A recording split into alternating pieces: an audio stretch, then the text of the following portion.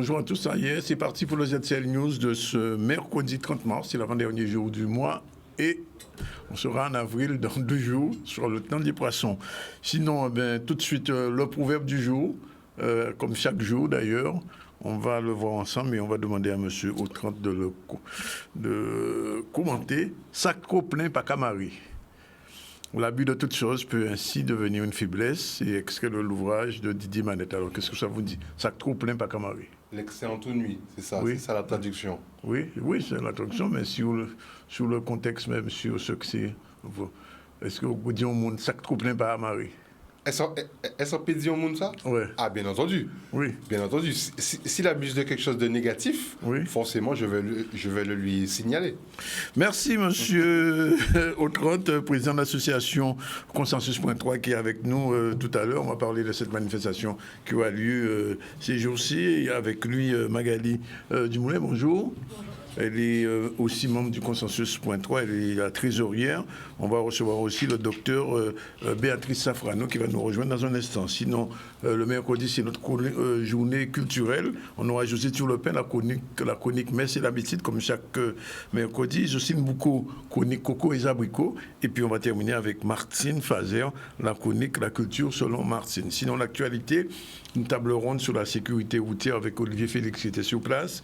Manger, bouger mieux. Pour les enfants, c'est nécessaire, effectivement, pour éviter l'obésité, parce qu'on l'a dit, 2 enfants sur 5 en Guadeloupe aujourd'hui sont obèses, et c'est beaucoup trop. Donc, manger, mais aussi bouger. Et puis, le festival du film vert aux Abîmes, Olivier Moradel était sur place, on va en parler. Et on fera un petit focus sur les entretiens des routes forestières. Autre chose, c'est l'anniversaire aujourd'hui d'une chanteuse connue. Je ne sais pas si on a le flyer. Oui, on l'a. Madame Winnie Carona fête ses 70 ans aujourd'hui. Ce sera au Centre des Arts à partir de 18h. D'après ce qu'on dit, il y aura donc rencontre de la chanson traditionnelle créole d'hier et d'aujourd'hui. Il y aura un concert, il y a les projections de la danse. Donc, si vous êtes dans le coin et si vous voulez célébrer cette dame qui a touché ses 70 ans, dont je crois 50 ans de chansons, eh bien, ce sera l'occasion de faire un petit tour et de lui souhaiter bon anniversaire. Eh bien, je vous l'ai dit, on reçoit le Consensus.3. C'est une association que je découvre aujourd'hui. Donc, monsieur Autran, vous allez nous expliquer ce qu'est le Consensus.3. Donc, le Consensus.3, c'est une association de la région pointoise. Oui, comme son nom l'indique. Qui a été créée en 2002. Donc, oui. Nous sommes dans l'année de ses 20 ans. Oui. Donc, c'est une association qui fait des activités intergénérationnelles telles que le vélo, de 7 à 77 ans, je dirais. Oui. Nous avons également des activités sportives pour les seniors, en plein air et à la mer, pour leur bien-être. Et nous avons également, nous faisons également des tournois de basket. Mais notre ADN principal, c'est le vélo. Nous faisons des balades à vélo. Justement, dimanche dernier, nous en avons fait une dans les rues. Nous en avons fait une, dans les rues de Pointe-à-Pitre, avec différents arrêts à certains endroits. Et à chaque arrêt, nous avons déclamé des poèmes de la littérature guadeloupéenne ou caribéenne. Donc, nous avons eu en tout 8 arrêts. Et à chaque arrêt, donc, un texte ou un poème a été lu dans les rues de Pointe-à-Pitre. Donc, moi, je dirais que notre ADN principal, c'est le vélo. Oui. Donc, alors, vous faites du vélo même pour l'autisme? Tout à fait. Oui, alors comment ça se passe? Comment ça va se passer? Oui. Nous allons faire un petit parcours sur la place de la... Nous allons faire 2 parcours sur la place de la Victoire. Donc, un premier pour ceux qui savent faire du vélo, au cours duquel nous allons les sensibiliser à la sécurité routière. Et il y aura également un deuxième parcours pour ceux qui n'en savent pas faire, pour les initier au vélo. D'accord. Alors, Magali Dumoulin, vous êtes membre de cette association. Vous serez à vélo dimanche aussi? Alors, bien sûr, c'est samedi. Samedi, pardon, samedi. On sera à vélo, oui. Bien sûr. C'est important que chacun puisse trouver sa place. Donc Manik l'a dit, on fait le cœur, c'est le vélo, mais dans la ville, c'est très important de sensibiliser les Pointois, les riverains à cette action, à cette activité qu'est le vélo, puisque en fait, ce sont des usagers vulnérables de la route. Et donc, on a à cœur, en tout cas, de sensibiliser dès le plus jeune âge, au collège, toujours, pour savoir comment se déplacer, en tout cas, dans cette ville qui... Alors, quand on dit vélo pour l'autisme, alors quel est le rapport, le lien entre les deux? Alors en fait, bon, je vais un peu avancer avant que que le docteur Oui, Sabine elle arrive. va en parler, le docteur va en parler En fait, quand il c'est un projet qui avait l'habitude d'être fait par l'hôpital de jour depuis des années. Et ils nous ont contactés l'an dernier pour réaliser avec eux ce projet. Malheureusement, bon, Covid, tout ça. Les conditions sanitaires, voilà. on ne pouvait pas, oui. Mais en tout cas, cette année, on est heureux de pouvoir mettre à disposition les vélos. Et en fait, c'est l'occasion de parler de cette cause. C'est-à-dire que c'est une maladie qu'on ne voit pas forcément, puisque c'est des enfants qui c'est pas écrit sur leur visage, en fait, tout simplement. Et donc, c'est aussi important de mettre en avant et de leur donner un espace aussi d'expression et de montrer qu'ils savent faire des choses et qu'ils font des choses. Donc, en fait, ils sont à vélo avec vous. Bien sûr. Ah oui, mais ce sont les premiers concernés. C'est-à-dire qu'ils seront... Ah oui, les deux parcours sont uniquement pour eux. Les deux parcours à vélo. Et comme l'a dit Magali, c'est important de mettre en avant les enfants autistes, mais également mettre en avant leurs accompagnants et également leurs parents. Parce que c'est pas facile tous les jours. Comme elle a dit, c'est pas écrit sur leur visage. Mais donc, je trouve que c'est une occasion également de mettre tous ceux qui sont autour des enfants autistes pour leur bien-être quotidien, les mettre en avant sur cette manifestation. J'espère que Canal 10 viendra faire quelques prises de vue de cette manifestation. Tu n'as pas de problème, parce que de toute manière, je pense qu'un enfant autiste, c'est un enfant d'abord. Tout à fait. Et qu'il faut lui donner toutes les possibilités d'expression quand il peut. Et cette manifestation avec le vélo sera une occasion, je pense, de plus pour ces enfants autistes, puisqu'il y en a beaucoup. Et souvent, j'ai cru comprendre que certains parents même avaient un petit peu honte, ne voulaient pas révéler quand leurs enfants étaient autistes. Alors, tout ça vélo pour l'autisme, c'est l'occasion de faire découvrir au grand public ce trouble du spectre de l'autisme. On va en parler avec le médecin quand il viendra. Mais alors, d'une manière générale, bon, vous êtes pour le vélo, alors, mais vous ne faites pas le tour de la Guadeloupe encore non, du tout. On reste sous la région pointoise et sous la région de Cap-Excellence. Oui. Et puis c'est surtout, alors du coup, c'est aussi dans l'idée, ça peut être de la réparation de vélo. C'est-à-dire que le vélo, c'est le cœur d'action, mais c'est pas forcément les balades à vélo. Donc il y a des ateliers de réparation de vélo. Oui. Donc là, en fait, c'est un déplacement dans les quartiers pour aller à la rencontre des jeunes et des moins jeunes, puisque aussi on travaille aussi. Enfin, c'est très écologique. Voilà. Ça. Tout à fait. Oui, c'est une volonté écologique que vous avez, parce qu'on sait que le vélo dans certains pays, avant au Vietnam, en Chine, le vélo avait une grande place. Et en Guadeloupe, on a l'impression dehors du tout de la Guadeloupe que le vélo commençait un petit peu à disparaître. Mais ça revient petit à petit. Oui, mais en plus, c'est même pas forcément vrai, en fait. Il suffit de regarder vraiment, alors avant d'être dans le consensus, moi, je faisais pas forcément attention à ça. Maintenant que, du coup, j'ai un autre rapport avec le vélo, il suffit d'être venu ici en vélo? Ah non. Ça aurait été bien.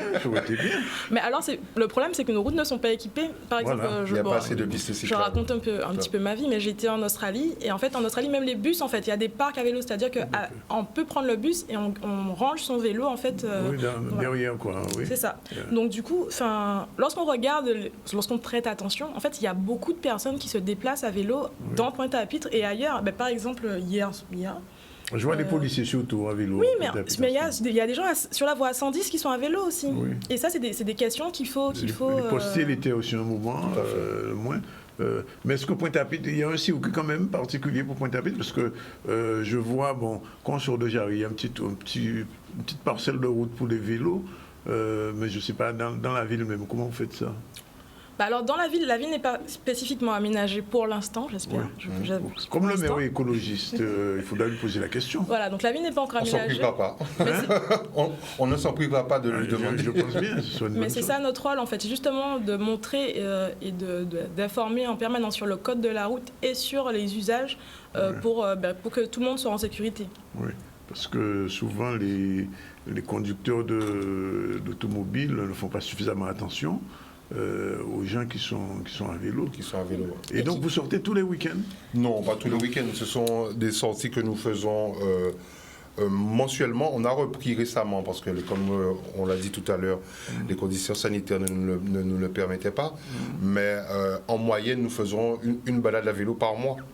Ah, quand même. Voilà. Combien de kilomètres? C'est un circuit dans les rues de Pointe-à-Pitre. Il est vrai qu'on n'a jamais comptabilisé le nombre de kilomètres que nous faisons, mais on fait quand même un petit peu de route. Oui, quand même. Mais si vous permettez, je voulais revenir bien sûr, sur la manifestation du 2 avril, samedi, hein, parce que en dehors du vélo et des activités pour les seniors, le consensus également porte une attention particulière à la nutrition. Donc nous aurons également un stand de nutrition pour la manifestation de samedi, où les enfants, il y aura un atelier cuisine ludique pour les enfants sous forme de goûter. Qu'est-ce que vous leur proposez? Ce sera surtout des fruits, tout ce qui est fruits et légumes.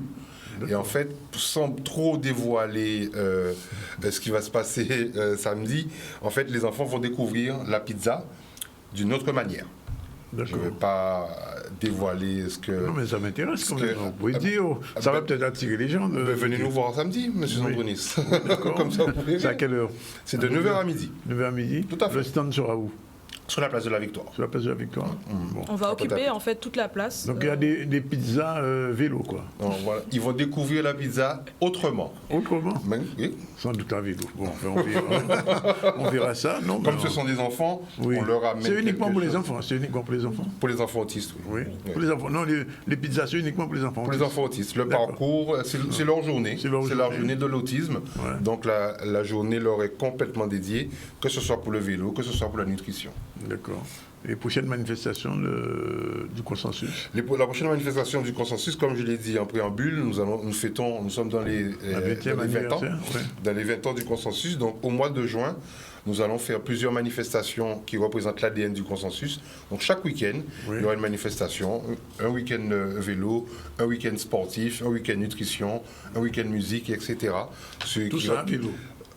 Pardon? Tout ça à vélo? Non, pas forcément. Pas forcément. On ne peut pas jouer au basket à vélo, M. Zambronis. On peut arriver sur le terrain à vélo. Ah oui, c'est ce que j'allais dire, on peut arriver sur le terrain à vélo. Tout à fait. Donc, pour être membre de l'association, si je comprends bien, il faut d'abord avoir son vélo. Non. Non, du tout. Même pas? Non, pas du tout. Pas du tout. Non, parce qu'on peut vous mettre à disposition le vélo. Vous n'êtes pas obligé de l'avoir. Nous avons un parc à vélo. Donc, voilà. C'est ce qui nous permet de faire des actions comme celle de samedi et qui crée des partenariats et des rencontres et des échanges magnifiques. Donc on a des vélos enfants, on a des vélos adultes. Et donc ça nous permet d'aller à la rencontre des gens. On va dans les collèges. Avec chasuble, avec casque, tout ce qui est en rapport avec la sécurité. Bien équipés. Tout à fait. Parce que les vélos ont quand même bien évolué. Quand je vois les vélos aujourd'hui, il y a des vélos qui sont très chers d'ailleurs. Tout à fait. Parce que pratiquement, il y a même des petits vélos à moteur maintenant, toutes sortes de vélos, parce qu'avant c'était des bicyclettes qu'on disait. Mais ce sont des VTT, ce sont des simples VTT. Ce sont des VTT. Des VTT. Dans votre club, ce sont des VTT. Des VTT, tout à fait. Qui sont à disposition. Adultes et enfants, et nous sommes équipés de casques et de chasubles pour la sécurité. Nous faisons très attention à cela, donc, parce que comme Magali l'a dit, quand on est à vélo, on est plus vulnérable. D'accord, c'est vrai. Bien, on va revenir à l'actualité. On revient vers vous tout à l'heure en attendant Madame le docteur Safrano. Et justement, on ne va pas quitter le domaine puisqu'on sera sous une table ronde sur la sécurité routière. Et Olivier Félix était sur place. Il nous raconte ce qu'il a vu. On a moins de tués à l'heure actuelle, mais on rattrape, on est sur une courbe ascendante puisqu'on a actuellement 10 tués contre 14 à la même époque l'année dernière. Donc la marge est faible et au niveau des blessés légers, on a dépassé le niveau de l'année dernière.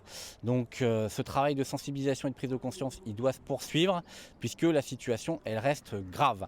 Et on sent quand même à travers ces assises qu'il y a une prise de conscience qui émerge de différents acteurs. Eh bien, on était cet après-midi avec les acteurs du sport automobile, des deux roues, et il y a une volonté de faire passer un message de prévention. Il y a une vraie volonté aujourd'hui d'apporter des solutions. C'est inadmissible qu'on ait autant de morts sur nos routes. C'est inadmissible de voir les comportements que nous avons. Mais c'est aussi, comme toujours, de la pédagogie, de la formation. Et c'est aussi être à l'écoute des professionnels qui ont des doléances et nous devions d'être là. Les témoignages sont forts. Il y a beaucoup d'intérêt pour ces assises. Ça rencontre une forte participation. Alors, il n'y aura pas une idée qui émergera de ces assises, mais je dirais il y aura un constat ça et plusieurs idées. Et un réseau. Voilà, un réseau participatif afin, et c'est bien le but, que toute la société guadeloupéenne participe à cette amélioration de la sécurité routière sur notre territoire. Il s'agissait aussi de parler de structure. Et puis la région était déjà aussi engagée sur la mise en place d'une structure automobile pour automoto. Donc les dossiers sont là. Il faut voir avec les autres acteurs, ils se mettre ensemble autour d'une table et voir la faisabilité de ce projet. C'est pas que la région d'ailleurs, c'est aussi nous les Guadeloupéens. Vous avez 2 motards en face de vous, on est directement concernés par ce qui se fait sur nos routes. Donc la volonté de trouver des solutions, c'est aussi ce que représente aujourd'hui la région le plus simplement du monde, c'est être Guadeloupéen et vouloir que les choses se passent mieux chez nous, en particulier y compris sur les routes. Je suis de nature très, très optimiste. C'est la raison pour laquelle je suis là. Je suis bien debout justement à essayer de fédérer tout le monde, de mettre tout le monde ensemble pour réfléchir. Sur tous les sujets, la difficulté elle est bien réelle parce que nous n'avons pas un enjeu à traiter, mais nous en avons beaucoup sur le département. On parle de roues motorisées, on parle de la visibilité des piétons, on parle des entreprises, de l'alcool, des stupéfiants, de la vitesse, le téléphone au volant. Tout est à traiter sur la Guadeloupe. Et maintenant, effectivement, on arrive à un stade où il faut décortiquer, mettre à plat tout cela, décortiquer et essayer de voir comment on avance de manière différente avec la population. Il est pratiquement 12h50, on parle de sécurité routière, on parlait de vélo tout à l'heure avec les 2 membres de Consensus.3. Et c'est vrai que, je le disais tout à l'heure, les automobilistes ont tendance à ne pas épargner les gens à vélo et à moto. Est-ce que vous avez déjà lancé une campagne dans ce sens depuis que vous avez le Consensus? Pas encore, mais en fait, dès que, à chaque début de sortie, nous avons un moniteur d'auto-école spécialisé dans la sécurité routière qui fait un petit speech, un petit discours pour bien cadrer et pour éviter qu'on ait des problèmes sur la route. Oui. Malik fait modeste, mais on a longuement essayé cette année, enfin en 2021, d'organiser une manifestation qui s'appelle À tout vélo, tout simplement, Oui. qui reprend en fait... en partenariat avec l'ADL d'ailleurs, oui. qui reprend les thématiques de la sécurité routière. Avec l'ADL. Voilà. Oui. Et donc qui vraiment se veut impactant pour la sécurité routière à Pointe-à-Pitre et en Guadeloupe, bien sûr. On ne l'a pas encore mis en place, toujours par rapport aux conditions sanitaires qui ne le permettaient pas. Ça a été annulé 3 fois, mais nous espérons pouvoir enfin faire cette manifestation au mois de septembre, donc accompagné de l'ADL. Et du ministère. Et du ministère de l'Outre-mer. D'accord. On va continuer à dérouler l'actualité, les 12h52. On espère que le docteur sera peut-être avant nous, avant la fin de l'émission en tout cas, parce que nous avons d'autres sujets. Et le deuxième sujet, ça vous concerne un petit peu aussi, mais c'est manger, bouger, mieux pour les enfants, qu'ils soient autistes ou pas. Aujourd'hui, je disais que beaucoup de nos jeunes sont en situation d'obésité. C'est pas une bonne chose. Il y a eu la semaine dernière la semaine de l'obésité, la journée même de l'obésité, et on se rend compte qu'il y a beaucoup de jeunes enfants et beaucoup de femmes aussi qui fréquentent un petit peu trop les McDo. Et le résultat se fait sentir et se fait voir. Reportage Maxime Morel. L'appel à projet Impact 2024, il a pour objectif de soutenir financièrement des projets portés par des organisations, des associations, des clubs, des collectivités qui utilisent le sport pour améliorer la vie des Français et des Françaises, donc pour la santé, l'éducation, l'insertion professionnelle, la lutte contre la sédentarité. Donc tous ces projets, on les encourage à candidater pour obtenir un financement, s'ils en ont besoin, au travers d'Impact 2024. Notre école maternelle fait partie du projet Mon Asso Booste Mon Cerveau. Donc il s'agit d'un projet qui a été financé par effectivement Génération 2024, qui s'appelle Impact 2024 et qui comprend des écoles d'outre-mer, donc de Polynésie française, de la Réunion, de la Nouvelle-Calédonie, de Mayotte, de la Guadeloupe, de la Martinique et de la Guyane. Et donc en fait il s'agit de constater, nous avons constaté qu'après la pandémie, les enfants étaient moins concentrés et avaient une moins bonne mémorisation au niveau des apprentissages. Et donc, il nous a paru évident d'intégrer ce projet, puisque dans ce projet, on constate qu'une meilleure activité, une activité physique régulière, une meilleure nutrition, mais aussi un sommeil de qualité permettait aux enfants d'être beaucoup plus performants au niveau des apprentissages et donc de leur réussite scolaire. Donc c'est tout à fait naturellement que notre école, notre équipe pédagogique, que je salue au passage, a trouvé ce projet innovant et a souhaité effectivement l'intégrer. Le sport ne va pas sans une hygiène de vie saine et l'appel à projet Impact 2024, il va permettre justement à des projets qui utilisent le sport et qui a vocation de mieux-être et le sport pour la santé. Donc tous les projets qui utilisent le sport mais aussi qui ont des volets autour de la nutrition, de l'accompagnement nutritionnel des élèves, des étudiants sont bien évidemment encouragés à candidater parce qu'on pense qu'une pratique sportive, ça va forcément avec une santé, une bonne santé et une bonne hygiène de vie et une bonne alimentation. Voilà, il est déjà 12h55, 54 minutes même, 55. On va prendre la première pause et puis on se retrouve tout à l'heure pour la suite puisque José Thiolopin est déjà là. Madame Messi l'habitude, moi j'y prends comme on l'appelle, et je sais que Jocelyne beaucoup ne doit pas être loin, donc la partie culturelle va commencer dans un instant. Pour l'heure, on prend une petite pause, et puis si le docteur Safrano arrive entre-temps, on fera un petit focus avec elle, juste pour parler un petit peu de l'autisme. À tout de suite.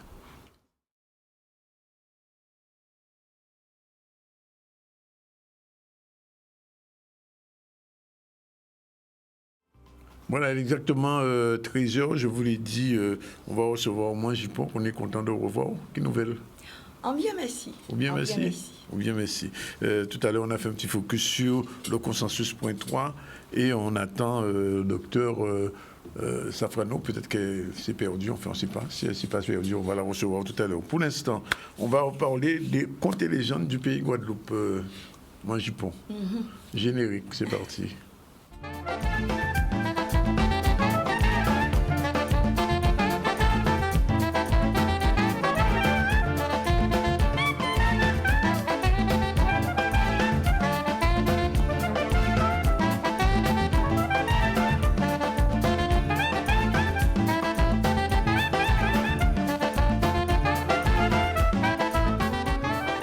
Alors, compter les gens, à la limite, on peut traduire ça par mais c'est l'habitude.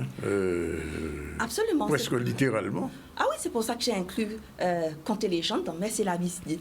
Donc, croyandise, vivation en nous. En vivation en nous, alors. Voilà. Alors, c'était le carême. C'est fini, en fait, le carême? Non, le carême n'est pas terminé. Fini. Ah, c'était mi-carême. C'était mi-carême. Le carême n'est pas terminé. Oui, et j'ai voulu revenir sur des contes et légendes anciennes, parce que notre culture a depuis sa genèse une tradition du conte, de la transmission à travers le conte. Et aujourd'hui, on a des contes modernes. Mais en question autour de moi, je me rends compte que les jeunes générations ne connaissent pas suffisamment les contes vraiment les contes fondales, j'ai presque envie de dire, qui ont construit notre histoire littéraire, orale. Et aujourd'hui, j'ai voulu revenir. Alors, on appelait ça avant oraliture. Oraliture, voilà, mais de façon plus académique, on dira la littérature orale. Orale, tout à fait. Alors, qu'est-ce qu'une légende, Magique? Alors, une légende, c'est avant tout un récit populaire, traditionnel, qui va utiliser des éléments factuels. Et son objectif est de retracer, de retranscrire un événement. Et au fil du temps, cette transmission du récit va se charger d'éléments fabuleux, fantastiques, mystiques, surtout sous nos latitudes. Oui, tout à fait. Et donc, ça s'est constitué comment ces légendes chez nous? Alors, chez nous, la légende s'est constituée par des apports africains qui sont indéniables, qui sont là, très naturellement présents, mais par les croyances et les pratiques magico-religieuses non institutionnalisées, dissimulées et glissées sous le catholicisme obligé. Oui. Cette religion nous a été imposée, on n'a jamais été soumis à cette religion, mais on l'a détournée pour en faire d'autres choses. Et ces pratiques se sont à l'évidence imposées. Ces croyances non définies plutôt comme spiritualité ancrée, à la fois individualisée, privatisée, mais populairement partagée par tous. Donc chacun va vivre son mysticisme à sa façon, de façon privée, Mais en même temps, ce mysticisme, il est partagé par l'ensemble des populations, des gens qui vivent et ce ici. qu'on va appeler une croyance commune, un partage commun dans nos croyances mystiques. Plus culturel, plus ethnique. Absolument. Ouais. Alors, Donc, la Guadeloupe, elle s'est constituée par vagues d'immigration. Oui. Et cet amalgame va donner naissance dans notre société, à une société pluriculturelle, pluriethnique et aussi pluriculturelle. Tout à fait. Et la cohabitation de ces ethnies et de ces cultures va donner création en Guadeloupe, en Martinique, à une mystique guadeloupéenne qui est singulière, qui est particulière, qui est qu'à nous. Ce mysticisme n'appartient qu'à nous. Oui. Alors, il y a quelque chose qu'on appelle le pacte des diables. Alors, comment est-ce que on peut parler? Quelles sont les raisons majeures qui ont créé ce pacte du diable? Alors, une des raisons majeures qui est admise et reconnue par tous, c'est la jalousie et les commérages qui sont les causes principales des faits mystiques. Et Danick, je vais vous raconter l'histoire de Mankoko. Alors, Mankoko, justement, parce que nous on quoi que toi, Mankoko. Exactement. Alors, est-ce que les jeunes générations connaissent l'histoire de Mankoko? Mankoko, ça m'étonne. Ouais. Ils la connaissent dans des contours très flous. Hein, dans mon enquête, je m'en suis rendu compte. Donc, Magali ne connaît pas Mankoko, non? Je connais Ni même tout Malik. Mankoko, mais... Même Malik. Même Malik. Même Malik. Plus âgé que Magali. Oui. Et il ne connaît pas l'histoire de Et je ne suis Mankoko. même pas sûr que Béatrice... Béatrice, tu connais Mankoko? Mankoko.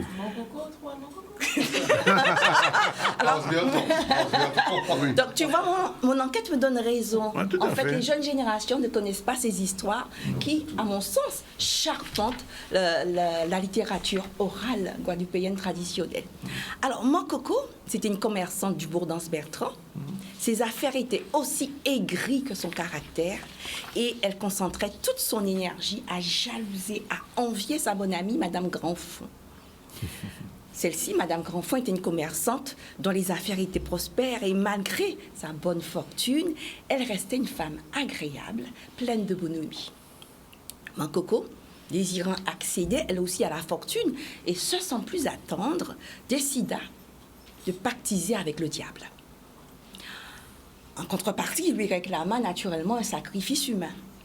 Ce n'était pas négociable. On ne marchande pas avec le diable. Mankoko, devenu riche, bouffi d'orgueil, voltigea sa promesse au vent du Nord et ne respecta pas sa parole. Un jour, alors qu'elle se promenait à Anse-Bertrand, du côté de cette falaise où il y a un certain grand trou, avec une robe à corps audacieusement colorée, brusquement, le ciel devient ténébreux, les fleurs de sa robe riaient sinistrement, la mer se mit à vociférer. Le diable, pour la punir, fit gonfler une titanesque vague et l'emporta dans le trou et la noya. Le trou devint trou à Mankoko et la légende était née. Voilà. Vous pouvez raconter ça après. Qui Jean Mankoko Théier et comment Mankoko l'autre trou est devenu tout à Mankoko. Tout à Mankoko, voilà. Alors, c'est une histoire qui est connue, mais est-ce qu'elle se raconte toujours? Est-ce que les gens connaissent? C'est une histoire qui est connue des anciens.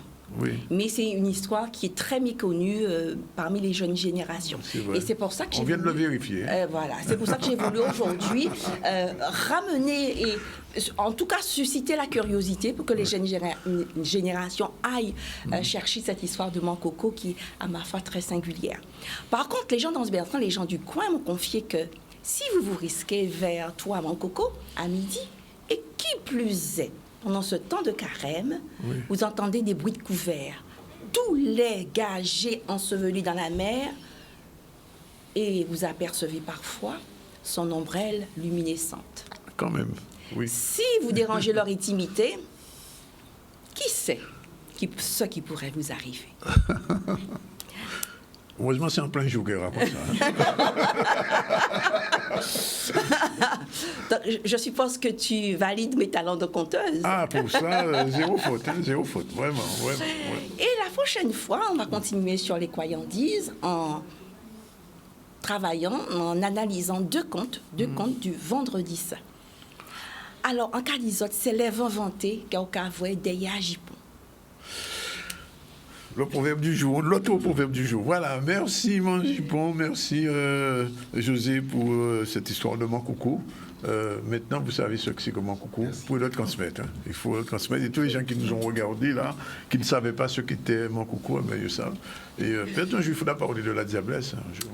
Ah, bien que qu'on va continuer sur la thématique des contes. Ah oui, parce que la diablesse, c'est encore une autre histoire. On m'a raconté des trucs sur la diablesse, là. Bon, bref. Alors, madame, le docteur est arrivé, avec beaucoup de... Il ne faut pas le dire, le docteur était en consultation. Bon, vous êtes là, l'essentiel c'est d'être là. Alors on parlait de l'autisme, parce que le consensus fait une manifestation vélo pour l'autisme. Il y a des gens qui, je disais tout à l'heure, il y a des parents qui sont un petit peu gênés de dire que leurs enfants sont autistes et qui cachent comme si c'est une maladie honteuse. Alors globalement, qu'est-ce que l'autisme? Pour ceux qui ne savent pas encore, si ça existe, qu'il y a des gens qui ne savent pas encore. Alors aujourd'hui, l'autisme, c'est une pathologie assez récente, hein, puisque la première description ne remonte qu'à 1943. Oui. Donc, ça fait même pas 100 ans. Et c'est vrai que depuis cette première définition, l'autisme a beaucoup évolué dans sa définition, parce qu'on a longtemps accusé les mamans d'être responsables d'un certain nombre de symptômes liés qu'on reliait à l'autisme. Aujourd'hui, on sait que c'est un trouble du neurodéveloppement, c'est-à-dire que c'est le cerveau qui se développe avec des fragilités qui rendent ces enfants-là particuliers. Et notamment au niveau de leur capacité de communication, au niveau de leur capacité, au niveau de leur capacité à interagir avec les autres. Ce sont vraiment des enfants qu'on dit souvent dans leur monde et qui ont des comportements et des intérêts très restreints, très répétitifs, qu'ils soient retardés mentaux, en tout cas déficients intellectuels. Ils le sont vraiment, parce que j'ai une fois quelqu'un qui est venu ici qui parlait d'autisme avec un enfant qui paraissait même plus développé que les enfants entre guillemets dits normaux. Justement, c'est ce que j'allais vous dire. Le retard mental qu'on disait associé à l'autisme dans à peu près 50% des cas, donc une fois sur deux, aujourd'hui on sait qu'il est presque beaucoup moins fréquent qu'on ne le pensait, parce qu'on a des tests standardisés pour évaluer les compétences intellectuelles, et finalement ces tests sont très peu adaptés au fonctionnement d'un enfant autiste.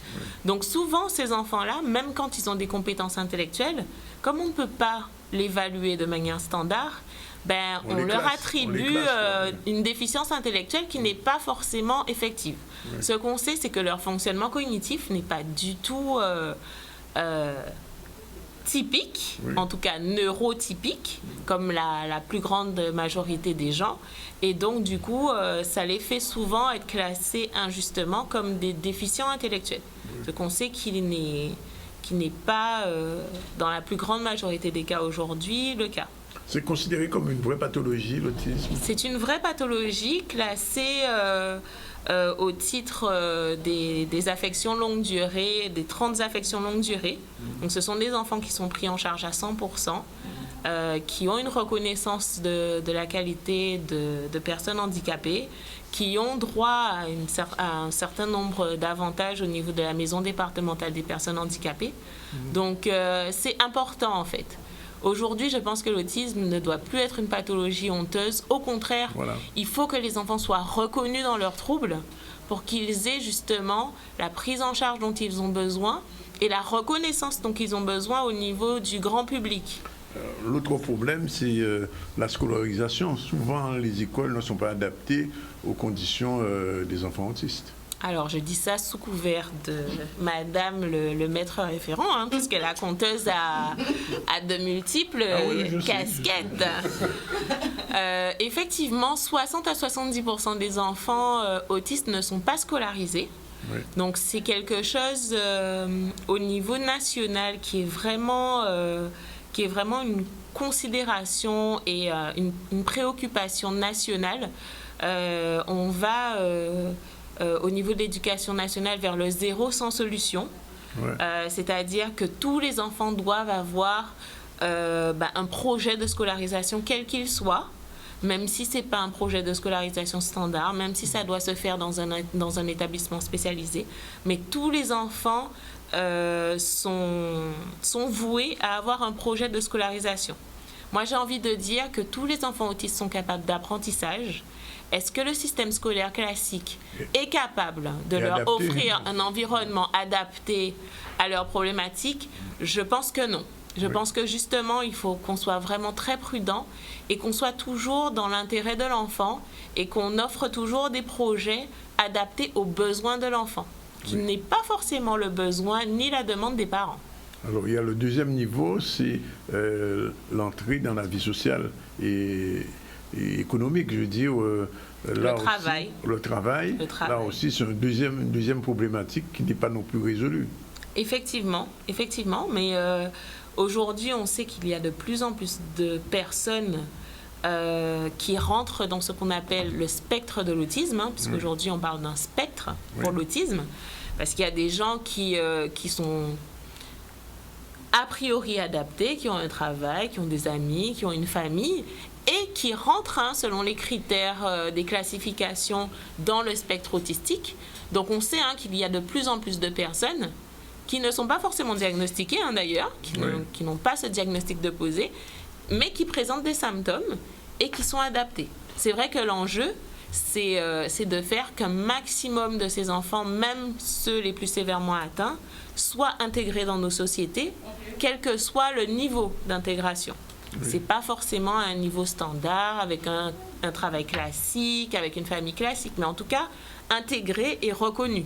Je pense que la reconnaissance, c'est mais alors, quels sont les symptômes les plus visibles pour les gens qui ne sont pas classés autistes officiellement? Je veux dire, dans la société, parfois, on rencontre des gens qui ont des troubles de la mémoire ou bien qui n'arrivent pas à se fixer, etc. Est-ce que ce sont des symptômes récurrents qu'on retrouve Alors, les troubles de la mémoire, particulièrement, ça ne va pas être un symptôme de l'autisme, parce que justement, ce sont des gens qui ont une excellente mémoire.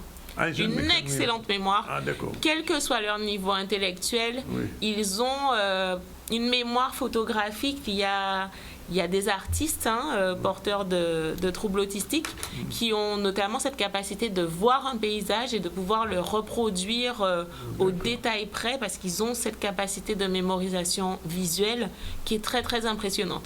Donc les troubles de la mémoire, non, ce n'est pas un symptôme classique d'autisme, c'est des gens renfermés.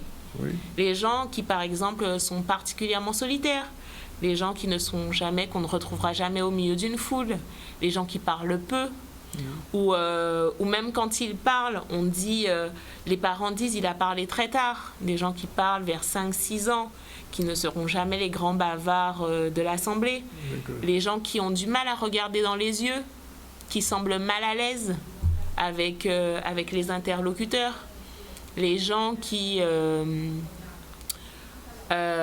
sont bizarres. Les gens qui sont bizarres. J'ai envie de vous dire, les gens originaux. On a tous dans notre entourage quelqu'un, on dit ah ouais, lui il est particulier quand même. Il est particulier dans ses interactions. Il ne réagit pas aux blagues comme les autres. Il y a certaines blagues auxquelles il est complètement indifférent, alors qu'il a un sens de l'humour très particulier, où on va se dire, mais il plaisante, c'est du lard, du cochon, enfin voilà.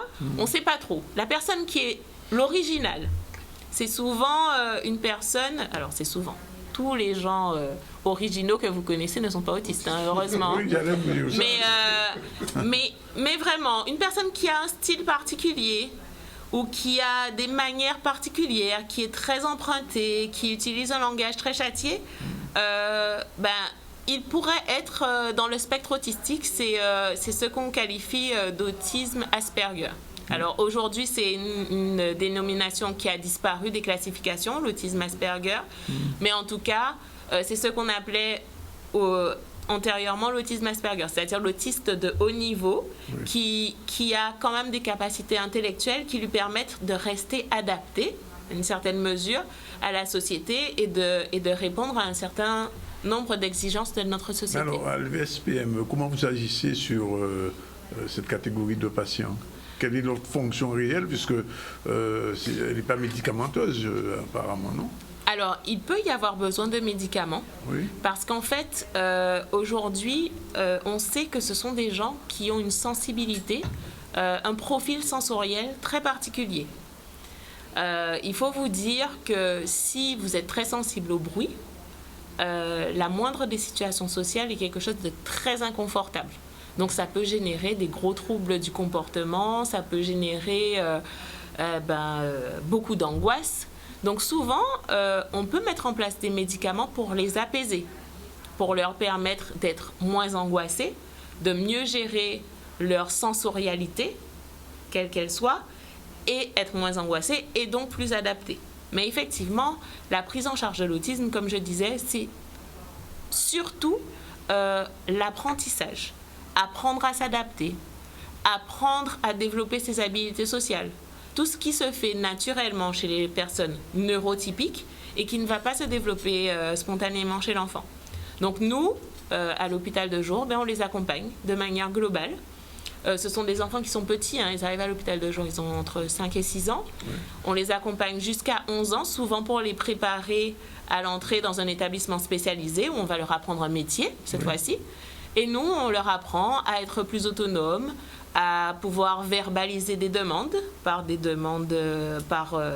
modalités par l'image, parce que je vous ai dit qu'ils ont de grosses capacités à reconnaître les images, à s'appuyer sur le visuel. Donc, on leur apprend à communiquer de manière plus fonctionnelle.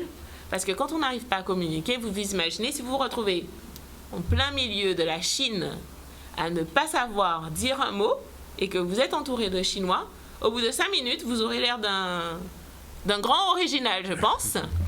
Donc, on leur apprend à communiquer, à mieux comprendre aussi ce qu'on attend d'eux pour qu'ils soient le plus adaptés possible. Après... c'est la manière qu'on a trouvé de faire parce qu'on est majoritaire. Si les autistes étaient majoritaires demain, peut-être qu'en fait, ce serait à nous de nous adapter. Sur l'inverse, Ce serait à nous de nous adapter. Alors, une dernière question, docteur. Au regard de la manifestation qui est organisée samedi, ce week-end, le vélo et l'autisme, est-ce que pour vous, c'est une manière justement j'ai envie de dire, de booster un petit peu les autistes? Alors, c'est très important. Ce type de manifestation est très importante parce que ça permet vraiment de vulgariser des troubles dont on n'entend pas assez parler et de donner, de faire toucher à la population la pathologie dans sa réalité. C'est-à-dire qu'il y aura des enfants de l'hôpital de jour porteurs d'autisme. Il y aura aussi des enfants de l'association Le Consensus Pointois. Donc ça aussi, c'est un moment d'intégration qui est important parce que nos enfants vont côtoyer des enfants neurotypiques. Donc ça, c'est aussi très important.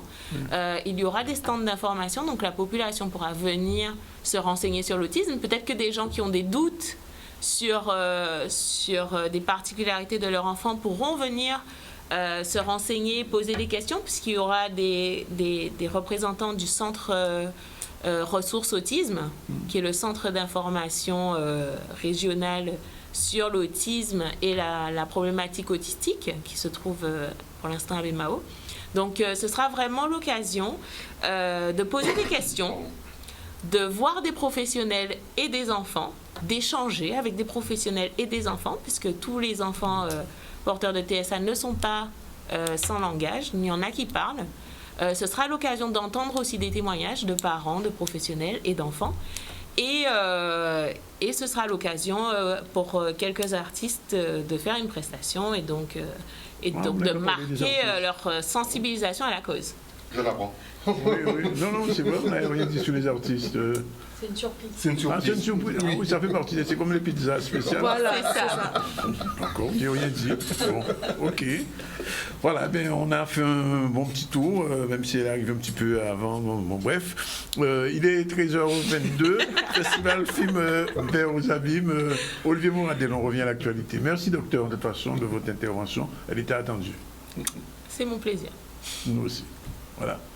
Nous avons voulu nous inscrire dans ce festival du film vert qui date depuis plusieurs années sur le plan national, mais cette année-ci, c'est la première fois que la Ville des Abîmes participe à ce festival du film vert. Il y a un intérêt, on sent que la population elle est très intéressée, elle est inquiète déjà parce que la problématique de l'agriculture, de l'autonomie alimentaire, ce sont des questions fondamentales que la population se pose et donc la projection de ce soir va effectivement nous éclairer, nous informer, nous alerter sur les dangers d'une agriculture intensive. Plus qu'une prise de conscience, c'est une nécessité aujourd'hui de se nourrir sainement.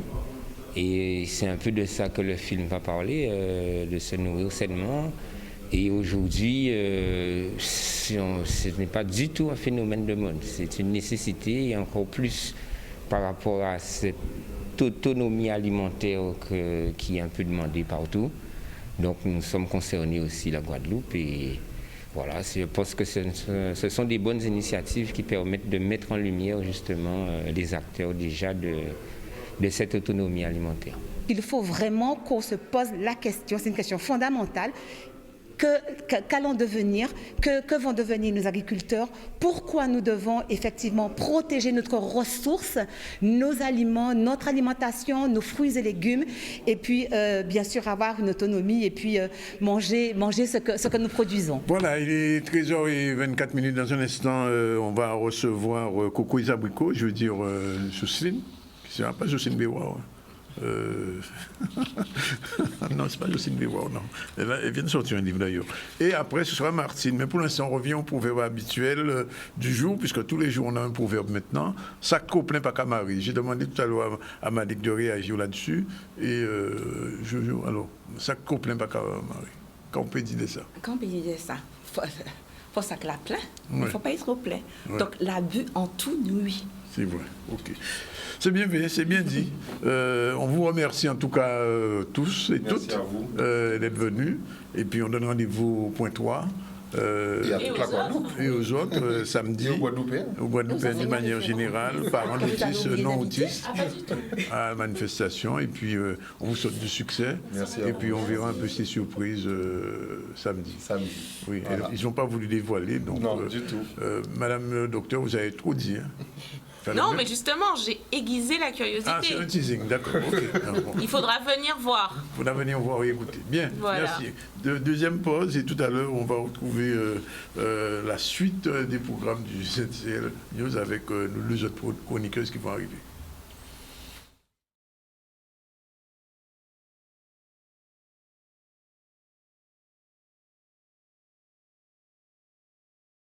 Voilà, on continue à évoquer nos chroniques et nos chroniqueuses après Mangipon. Eh bien, cette fois-ci, c'est Madame Coco Isabriko. Bonjour, Jocelyne. Bonjour, Dani. J'ai dit que ce n'est pas Jocelyne Béroir, parce que comme elle a sorti un livre... oui, mais je n'ai pas son talent, ni en écriture, ni en chanson. On ne sait pas. On ne t'a pas encore entendu chanter. On ne sait pas ce que ça peut donner. Alors, Femme guerrière, MeToo réalité, générique tout de suite et on revient vers toi.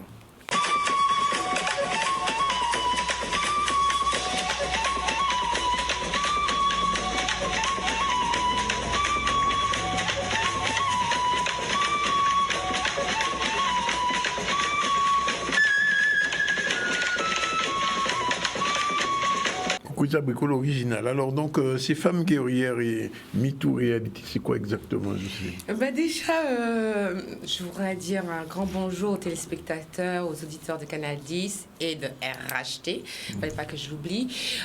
J'ai voulu faire cette chronique. Déjà, nous sommes au mois de mars. Le 8 mars, je n'ai pas pu intervenir. Mais aussi, par ce biais, je voulais parler des femmes fortes. Donc, pour moi, le 8 mars, c'est un jour, mais pour moi, quasiment le mois de mars, c'est le mois des femmes. D'accord. Donc, c'est d'actualité, on parle de guerre, de bruit de guerre, donc, mais je voulais aussi parler vraiment de ce mythe, parce qu'on a toujours pensé que les femmes guerrières, c'était un mythe tel les Amazones de l'Antiquité, que dans l'Iliade et l'Odyssée avec Hippolyte, Pentésilée, on le disait à l'école, là. Donc on pensait que c'était un mythe, ça n'existait pas, c'est vraiment quelque chose. Et leur existence n'était pas prouvée. Jusqu'en 2005, on a trouvé des squelettes dans la steppe de Russie. dans des kourganes. Les kourganes, c'est des tombeaux où on a trouvé vraiment ces squelettes féminins enterrés avec des armes et parfois avec des chevaux. Et ce peuple des steppes, là, correspond au site en Russie et au Massaguettes au Kazakhstan et en Chine.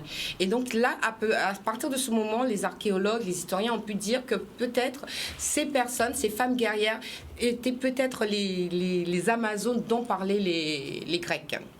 Et parmi ces Sas, enfin c'était tout le peuple Sas, il y a une reine très célèbre qui s'appelle Tomiris. Tomiris, elle est la reine des Massaguettes par naissance, puisque son père était roi, et la reine des Sas par mariage.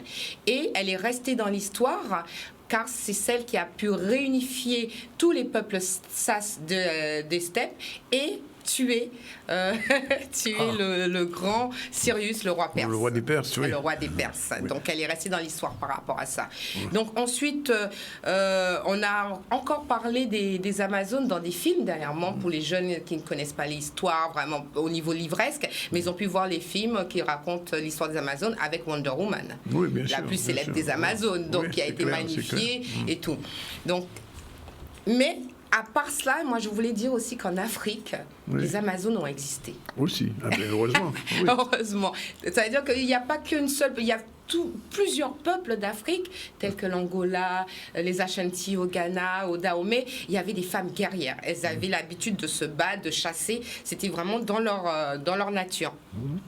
Et là où ça a atteint son apogée, c'est au Dahomey, qui est l'actuel Bénin. Et au Dahomey, vraiment, c'est là où on a trouvé des guerrières d'élite. Et c'est le roi, comment il s'appelle encore? Gabba, c'est ça? Oui, c'est assez difficile. Comment vous le dites? Comme c'est écrit, oui, Badja. Voilà, avec sa fille Adja, qui ont vraiment fait la première milice de femmes, mais elles étaient prédisposées à la chasse. Et c'est avec le roi Gézo qui a vraiment structuré cette élite en armée et pour vraiment faire vraiment le bras armé du roi, vraiment sa garde royale. Et vraiment, c'est là où vraiment, comme il était un militaire et il chassait tout le monde, il était en guerre avec tout le monde, donc il lui fallait du monde. Donc il a enrôlé ses femmes. Et dans les femmes, il y avait ses épouses, comme il en avait plusieurs, les épouses royales, et il y avait des personnes captives et des personnes qui s'enrôlaient volontairement, parce que ça veut dire qu'on montait en grade. Et donc le nom de ces Amazones dahoméniennes, c'était Anossi, c'est-à-dire épouse du roi, ou Minos, nos mères. Minos, ce sont les autres soldats masculins qui les appelaient comme ça. Et ces femmes, elles étaient à peu près au nombre de 6 000, c'est-à-dire un tiers de l'armée. Mais elles étaient dures, elles n'avaient pas d'empathie. Depuis l'âge de 8 ans, on les formait à la guerre. Elles étaient tellement impressionnantes que les premiers colons, les premiers soldats en 1892, qu'elles les ont affrontés, ils ont dit ce sont des mangeuses d'hommes. Parce qu'elles n'hésitaient pas sur le terrain à couper la tête, à couper les organes génitaux et à les brandir. C'était des femmes vraiment... Ah oui, elles étaient connues pour leur... Ah oui, elles étaient connues pour leur férocité et elles étaient vraiment entraînées. C'est-à-dire que depuis l'âge de 8 ans jusqu'à l'âge où elles vont à la retraite, elles s'entraînaient tous les jours. Tous les jours, soit au combat, au maniement des armes, elles étaient expertes. À l'époque, avec les premières carabines, elles étaient expertes au maniement des armes, au niveau des flèches, tout. Donc c'était vraiment, on pourrait dire, c'était les Navy Seals de maintenant. C'est-à-dire ce bras-là, c'était comme on voit dans Black Panther avec les Dora Milaje. C'était exactement ce genre de femmes, qu'elles étaient vraiment fortes, dures et elles ont donné du fil à retordre aux Européens, tant et si bien que après 23 batailles en 1894, ça a été dissous parce que c'est là où elles ont perdu, mais les troupes françaises ont fait appel à la Légion pour arriver à bout de ces femmes.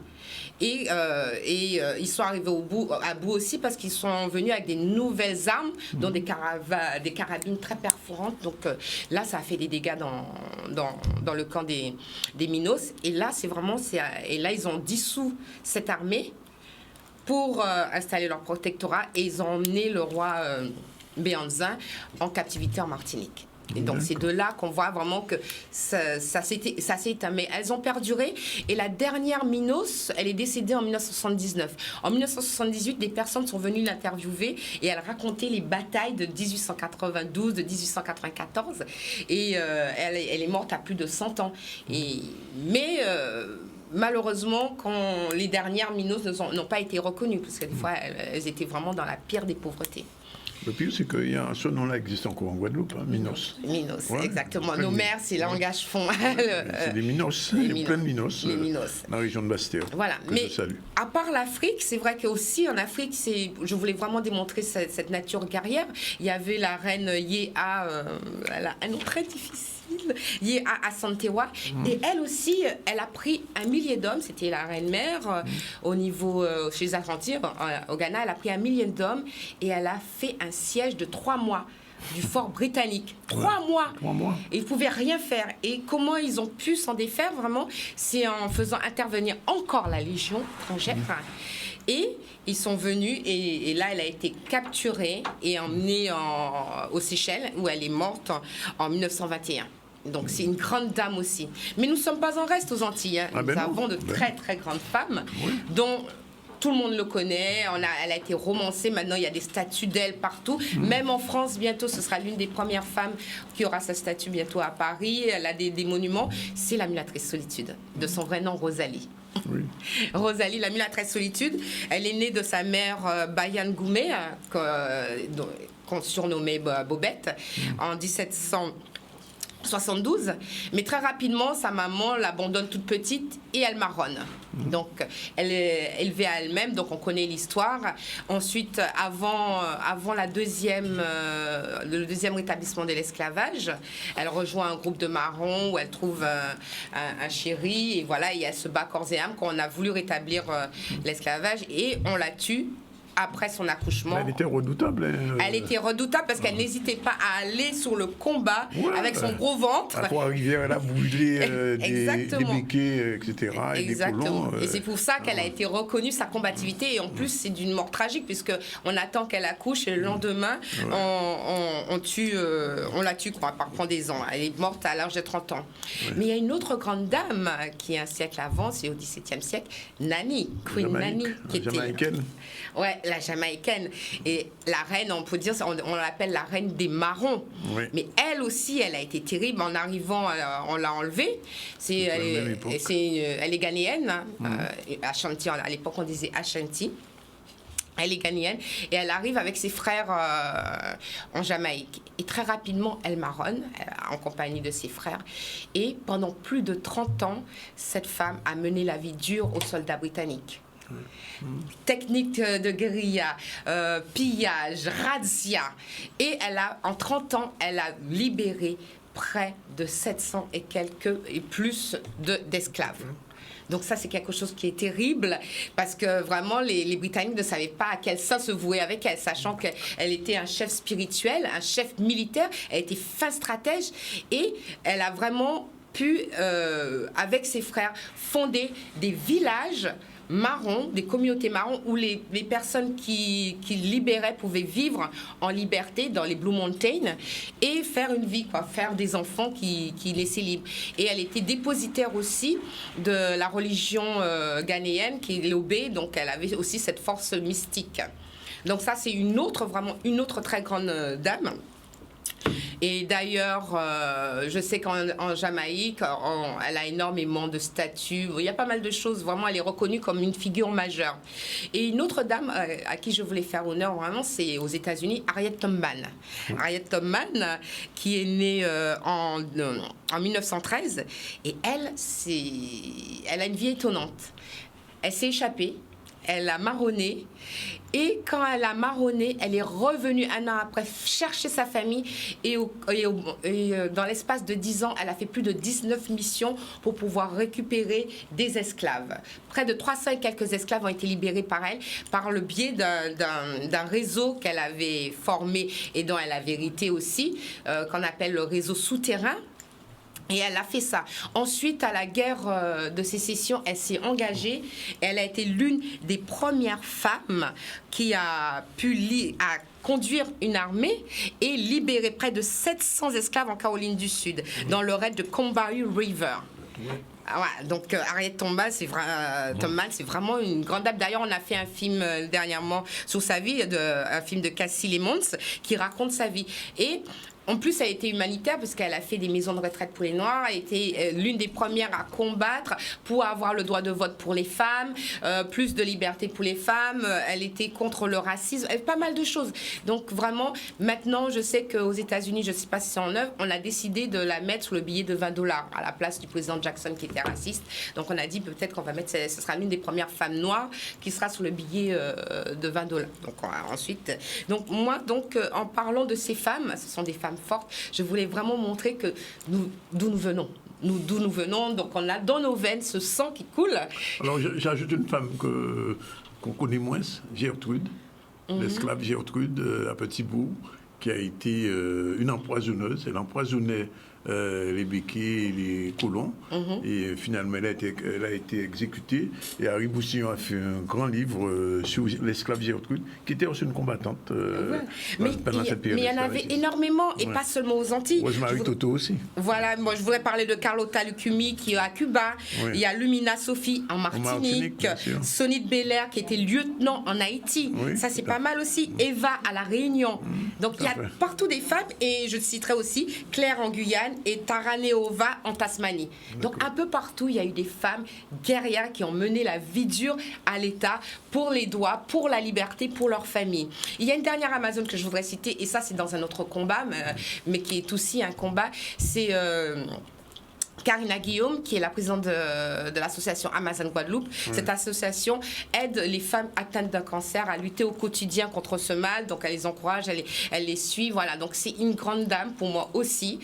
Donc, c'est une Amazone moderne pour moi. D'ailleurs, j'ai présenté à côté d'une image où on voit une guerrière avec son bébé sur le dos, mais qui va se battre. Donc, pour moi, cette image est très forte.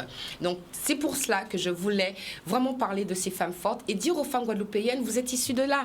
Quand on parlait de nos ancêtres, nos grands-mères, on disait que c'était des femmes potomitans, c'était pas pour rien, parce qu'elles avaient une résilience déjà à la douleur, à la misère, aux difficultés pour pouvoir élever leurs enfants. Et nous, de manière moderne, on perpétue cela. Nous sommes des femmes potomitans parce qu'on doit allier un travail, l'éducation des enfants et tout. Donc, c'est pas évident. Donc, pour moi, je voulais que les femmes soient fières de cet héritage. Merci, madame. Je voulais juste rajouter quelque chose. Dernière chose. Jusqu'au 31, il y a l'exposition. 31 mars, demain. Il y a l'exposition Origine, Cris de femmes. Là encore, on parle de femmes et de leurs droits. Et c'est à l'Art sans mêle. Et pour ceux qui habitent en Martinique, il y aura l'exposition collective La Mulâtresse Solitude à la Fondation Clément. Donc, voilà, c'est ce que je voulais dire. Merci, Madame Coco Isabouko, Jocelyne, pas Miroir, Jocelyne, beaucoup. J'y vais quand même. Beaucoup n'en prie. Oui, beaucoup n'en prie. Voilà, une autre femme, je de la séjour, madame, comme tous les mercredis. Générique, vous saluez Martine, bonjour. Bonjour Danick. Quelle nouvelle? Coucou. Moment. Et mon cher José, bonjour, bien bonjour. Bien bonjour. Ils ont toute la joute là. Générique de Martine.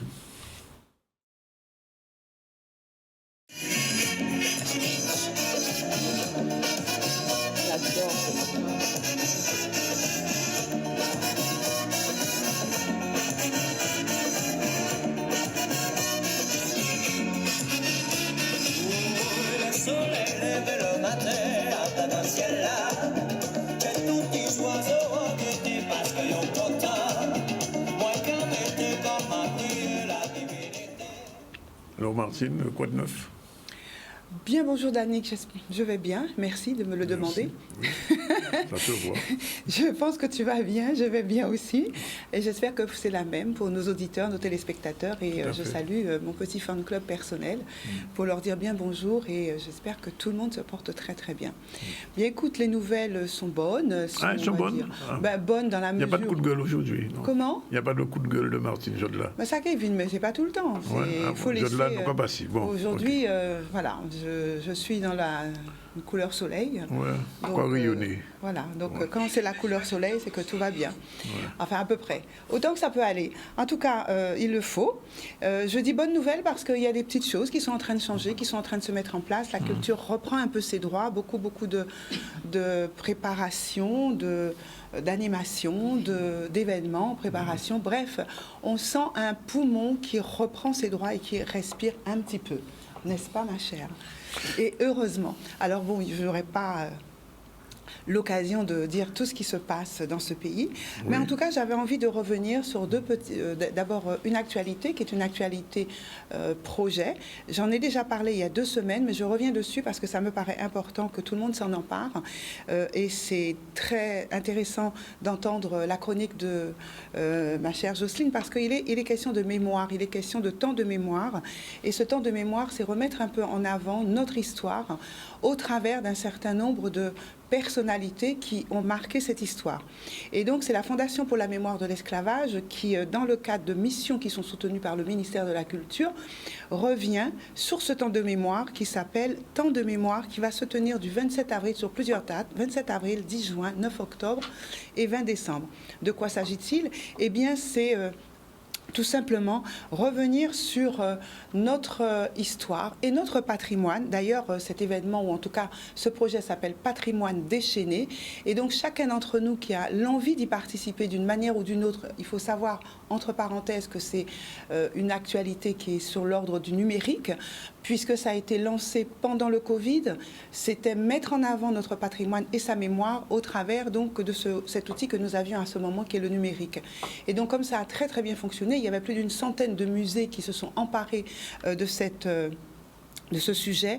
Et donc 2 ans après la création de cet événement, eh bien, on le remet à nouveau à l'ordre du jour en espérant que des lieux, que ce soit des musées, mais des lieux extérieurs, quels qu'ils soient, des écoles, s'emparent de cela pour pouvoir illustrer et commémorer des lieux de mémoire. Ce temps de mémoire, donc, il est ouvert à tous. Ce sont des commémorations locales qui sont faites en France comme sur notre territoire et qui sont toutes en lien avec l'esclavage et cette époque.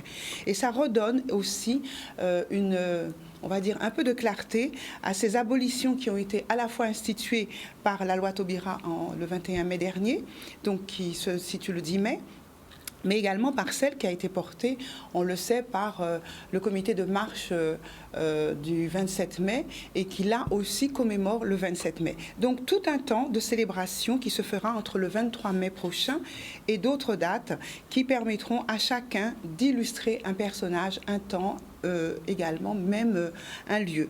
Donc, la Fondation appelle tous les établissements culturels donc, à se mobiliser, en particulier durant 2 semaines qui sont encadrées entre le 10 et le 23 mai, pour commémorer au travers donc d'un kit qui sera mis à disposition. Il suffit de se connecter et donc un certain nombre d'outils sont mis à disposition de chacun sur simple demande pour pouvoir participer à cette commémoration.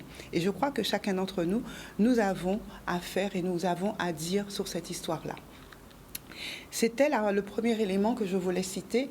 Le deuxième, on est toujours dans la culture et là, cette fois-ci, il s'agit d'une femme que tout le monde connaît ici en Guadeloupe, qui s'appelle Carole Venutolo, que nous avons tous eu l'occasion d'entendre pour sa voix de soprane. Elle intervient et a lancé l'une des premières, pas la première, mais l'une des premières à avoir lancé le lyrique en Guadeloupe au travers d'un certain nombre de manifestations et d'actions qu'elle a menées. Et cette femme vient d'être nommée, il y a déjà quelques semaines de ça, dans l'Ordre des Arts et des Lettres. Alors, c'est une décoration honorifique française qui est gérée par le ministère de la Culture et qui récompense des personnes qui se sont distinguées à la fois par leur créativité dans le domaine artistique, mais aussi littéraire et les prises de position et les actions qui ont pu être menées. Donc la voilà, chevalier de l'Ordre des Arts et des Lettres. Et cette femme soprano guadeloupéenne, qui est Carole Venutolo, a été récemment nommée par le ministère qui considère que cette distinction vient couronner 25 années d'engagement de cette soprane pour la démocratisation de l'art lyrique en Guadeloupe, entre autres.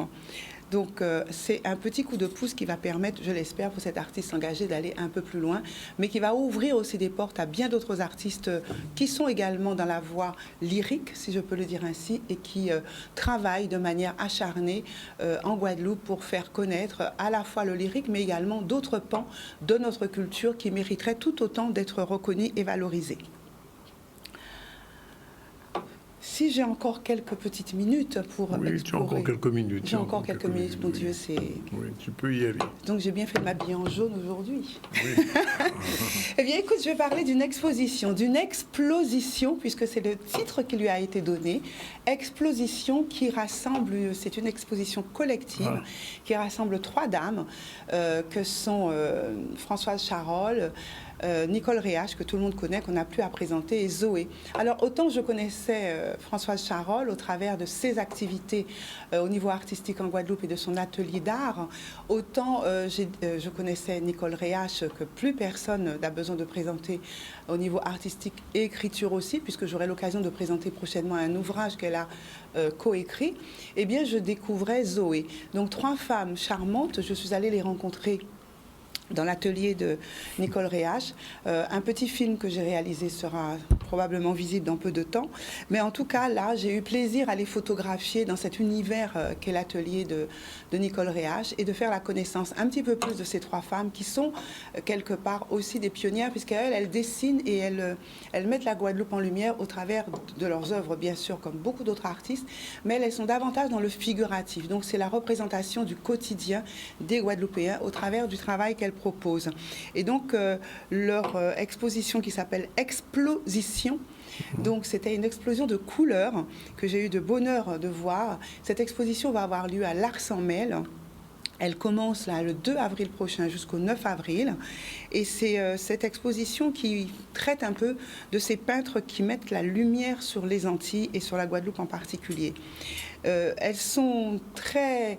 Je voulais vraiment leur faire ce petit hommage, puisqu'on parle des femmes au travers de ce que Jocelyne vient de dire. Elles sont guadeloupéennes pour 2 d'entre elles, une 3e qui a adopté la Guadeloupe, mais leur travail rend vraiment hommage à cette île, avec ses femmes, ses couleurs, avec sa vie au quotidien. Donc là, il y a un petit kaléidoscope des 3 œuvres. À gauche, c'est le travail de Zoé. Au milieu, on reconnaîtra le cimetière de Morne-à-l'Eau travaillé par Nicole Réache, et sur la droite, le travail de Françoise Charol. Elles ont toutes 3 une patte un peu différente, mais en tout cas, une chose qu'on peut reconnaître à chacune d'entre elles, c'est d'abord et d'une de s'approprier le quotidien de la Guadeloupe, mais également de s'approprier, de représenter la Guadeloupe au travers de sa lumière et également de sa richesse, on va dire patrimoniale, culturelle, sa richesse au travers des gens qui composent toute sa diaspora. Donc voilà une exposition que je vous recommande. Donc j'ai eu le bonheur de voir pas mal de toiles de ce qui va être représenté, mais il y en avait tellement que je crois que... Ça se passe où, Martine ? Alors ça va se faire à l'Ars-en-Mêle, on vient de voir, et Jocelyne vient d'en parler aussi. Ça va se faire à l'Ars-en-Mêle, c'est une galerie-atelier qui se trouve au Gosier, donc sur la Riviera. Et on a vu la photo tout à l'heure. Oui. Voilà, donc voilà, c'est l'Ars-en-Mêle. Et on vend aussi des produits, tout ce qui est produit pour le dessin, enfin bref, les arts graphiques et les plasticiens. Donc petit coucou à Nicole, j'espère qu'elle regarde, je l'ai prévenue que j'allais parler de cela, mais vraiment elles sont chaleureuses, elles sont rigolotes, on a passé un moment extraordinaire, tout simplement entre blagues et entre femmes. Et comme je peins un peu, également et je suis photographe à mes heures, et bien je crois que la prochaine exposition... Ah bon ? Oui, tu le savais pas. On peut tirer. Je peins, oui, depuis 20 ans. On peut tirer ciel. Non, je n'ai pas les riches. C'est ça. Non, il n'a ni fait riche, ni fait j'ai plein de cordes à mon arc. Ce n'est pas les gens qui parlent le plus qui en font le plus. C'est comme pour manger les frites. Mais tu feras une exposition commune. Eh bien, voilà, on va faire une exposition commune et tu découvriras ce que je fais. Volontiers. Mais c'est pas la peine de parler tout le temps pour dire rien. Je suis preneur. Tu es preneur, d'accord. Oui.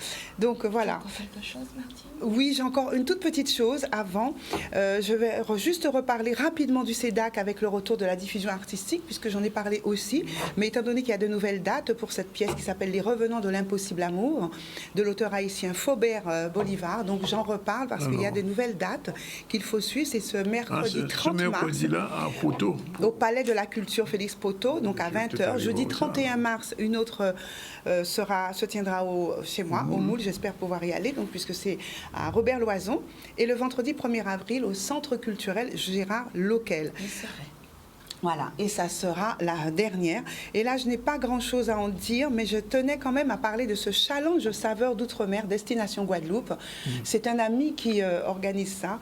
Il a fait énormément d'événements en Guadeloupe. Eh bien, il lance celle-ci à nouveau. Et donc, ça se lance là le 30 mars jusqu'au 6 avril. Et c'est un jury d'exception qui va se déplacer dans les centres de formation partenaires pour aller regarder comment travaillent des jeunes dans le milieu hôtelier et dans le milieu de la restauration. Donc un chef étoilé, David Tissot, qui sera là, meilleur ouvrier de France en 2004. Fabienne Yuyoud, que tout le monde connaît aussi en Guadeloupe, Désir du Palais, artisan pâtissier, glacier, confiseur, chocolatier, qui a été élu également en 2019 star et métier. Donc elle sera là également. D'autres encore que je n'aurai pas le temps de nommer complètement, mais tous ces grands chefs seront là pour élire les 5 meilleurs participants qui seront conviés à une cérémonie de clôture. Je vous recommande d'aller fortement retrouver sur le site approprié, donc Challenge Saveur d'Outre-mer, Destination Guadeloupe, la liste des candidats et tout ce qui va se passer autour de ce challenge. C'est une première et je pense que c'est une excellente idée pour mettre des jeunes et futurs à l'honneur. Futurs chefs, bien sûr, dont je parle. Cinéma, rien. En cinéma, ni tellement bitadi qu'un choisi en pas à dire rien. Pas dire tout. Bon, voilà. Mais voilà, il est exactement désert. Et on a eu tout le monde aujourd'hui. On a commencé avec nos 2 invités, Madiko 30 et la jeune Magali Dumoulin du Consensus.3. Ces gens-là sont venus parler de manifestation qui se fait ce week-end, ce samedi, pour les autistes, vélo autistes, sur la place Victoire à partir de 9h du matin. Ensuite, on a reçu José Thiolepin pour sa chronique Merci l'habitude et des croyandises Guadeloupe. Jocelyne Boucaud-Nampry est venue nous parler des femmes guerrières, le mythe des femmes guerrières, les Amazones, et il y en a un peu partout. Mythe ou réalité. Oui, mythe et réalité. Avec Martine, on a fait le point sur la culture. Et puis, dans l'actualité, c'était table ronde sur la sécurité routière. Manger, bouger mieux pour les enfants avec Maxime Moré, le festival du verre aux habits. Mais on revient, comme toujours, sur notre proverbe du jour. Faut toujours bonouiller à la fin. Voilà. Sac trop plein, pas qu'à marrer, l'excès en toute nuit. Tous les jours, Martignon, proverbe. Vous savez ça aussi? Vous savez ça. Bon, vous savez tout le matin. C'était Jordan aujourd'hui à la réalisation. On remercie toutes ces femmes qui sont venues aujourd'hui et qui sont là tous les mercredis. Nous sommes toujours bien contents, Vrayo. Coco et Abricots, Jipon. Et Jipon et Culture Salon Martin. Voilà, c'est fini demain. On est jeudi 31. Un jour avant 1er d'avril. On va savoir qu'il fait le 1er avril. On attend. Bon, à bientôt. Merci d'être avec nous.